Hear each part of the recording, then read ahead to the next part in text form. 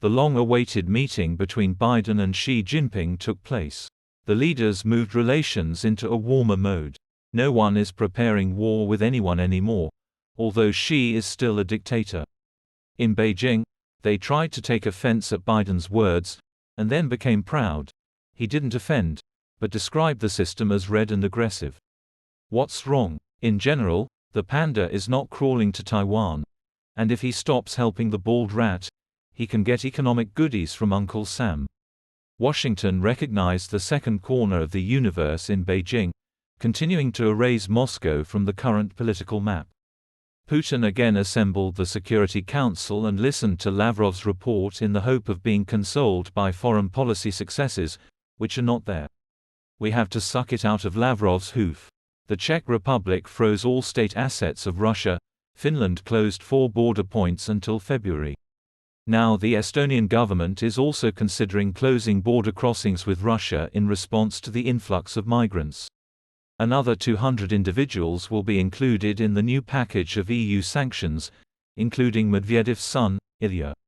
So we are waiting for the white-hot hallucinations of a hysterical dad, today completely absorbed in the topic of Ukraine, which is about to be abandoned by the West, tired of the insatiability of the son of a bitch, Zelensky.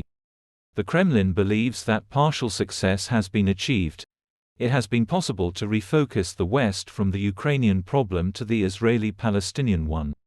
On the other hand, Israel knows who started all this. And even Iran did not dare to harness itself to the same cart as the Hamas terrorists, who were completely beaten off. It has not yet been possible to spark a big war in the Middle East, but it has succeeded in shaking Western stability. France, Austria, Germany, Great Britain, the Netherlands and even Denmark felt the wave of protests fueled by Moscow. And the more violently they shake the usual way of life, presenting the wild mentality of protesters unfurling the flags of Al-Qaeda and the Taliban, the more Europeans think, isn't it time to stop with this tolerance? But everything that is bad for Europe is pleasant for the cave.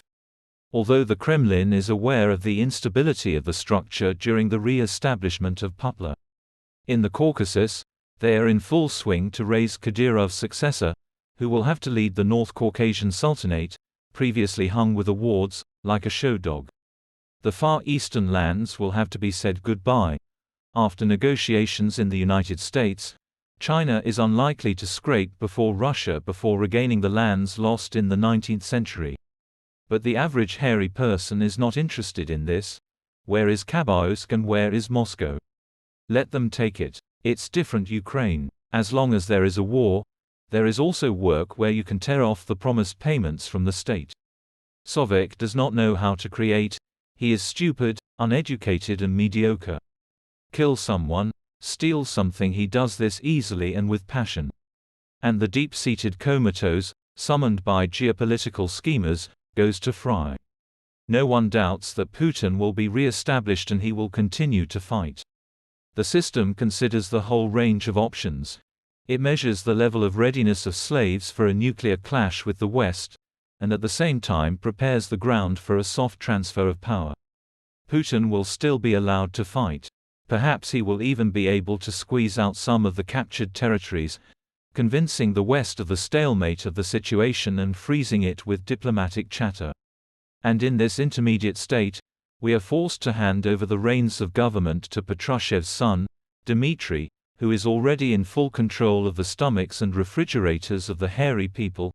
It is not for nothing that he is the one who is firmly involved in agriculture.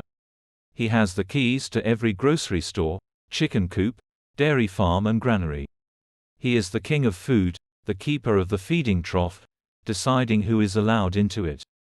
This is a preliminary step before the next, higher one. His father, the powerful Nikolai Patrushev, is already demanding that governors prepare for the transition to mobilization economy. The Patrushev family is clearly taking over the cave, planning to build in it war communism, like Stalin's, but taking into account new realities. True, all this will happen in conditions of extreme turbulence, with balancing on the brink of 2 wars, external nuclear and internal civil. But now the main thing is to put Putlo on the stump, at least for a couple of years.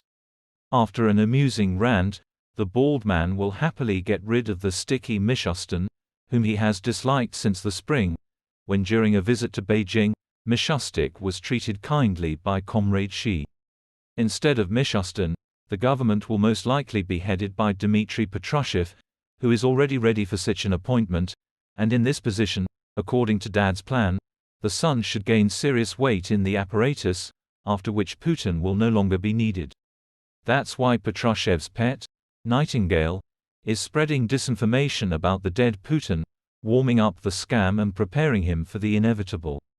People are already whispering in the corridors and on the sidelines, casting wet glances at the Shadow King of the future. It's just interesting. Does the bald man himself know? Won't the rat get jealous? Won't he be offended? But anything can happen. And outright, pissing on the king is very fraught with tea drinking.